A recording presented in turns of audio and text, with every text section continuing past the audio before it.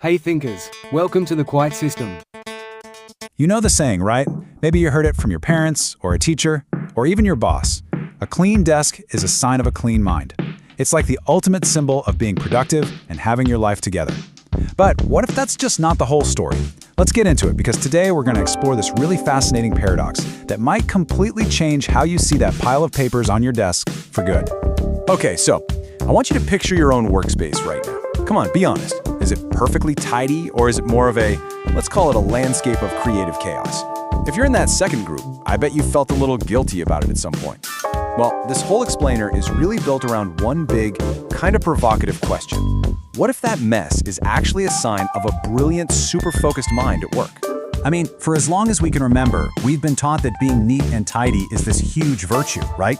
We connect it with discipline, with being efficient with success. And messiness, oh, that gets such a bad rap. It's seen as lazy, disorganized, basically a sign you just can't get your act together. Well, that is the exact myth we're here to challenge. And here's where we see the two sides clash, perfectly laid out. On one hand, you've got what we're always told. A cluttered desk means a cluttered mind. Simple as that. But then, look at the other side. Psychology is now suggesting something completely different and way more interesting. A cluttered desk could actually be the sign of a prioritized mind. The whole idea is that the physical chaos you see on the outside, it might be hiding a really deep, complex order on the inside. So, what if we've been looking at this all wrong? I mean, think about some of the most brilliant people in history. We're talking Albert Einstein, Mark Twain, even Steve Jobs. Their desks were legendary for being an absolute mess. So were they just sloppy? Or was their genius so busy, changing the world, that tidying a desk was just a total waste of time? And that right there is the big revelation. For some of these incredible minds, a messy desk isn't a flaw, it's a feature. Okay, so there's actually a name for this whole thing. It's called selective organization, and it's a really cool idea. Think of your brain's energy like a phone battery or a budget. It's not infinite, right? So for some really brilliant people, the brain makes a strategic call. It decides to pour like 99% of its energy into solving huge, complex problems, which leaves almost nothing left for the small stuff like tidying up. So it's not that they can't organize, it's that they're choosing what's important enough to organize. And this is where it gets really interesting. Because that physical mess you see, all the books, the scattered notes, the coffee cups, that's not the real story. It's actually just a smokescreen. It's like camouflage, hiding what's really going on just beneath the surface.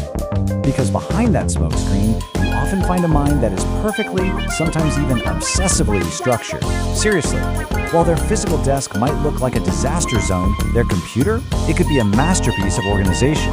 We're talking perfectly named files, super detailed folder systems, the whole shebang. So the order isn't missing, it's just in a different place. It's where it actually counts for. So when you boil it all down, it's really about one thing: priorities. Your brain is this super efficient machine, right? And it's always making choices about where to spend its limited energy. So if you've got a mind that's like wrestling with some huge new idea or trying to invent something revolutionary, stopping to clean up is just, it's not worth the mental effort. It's a distraction from what actually matters. And you can kind of see how this whole process works, step by step. First, the brain gets hit with a really tough problem. Then, boom, step 2. It goes into this deep focus mode, pouring all of its mental energy into that one thing. That naturally leads to step 3. Everything else gets ignored.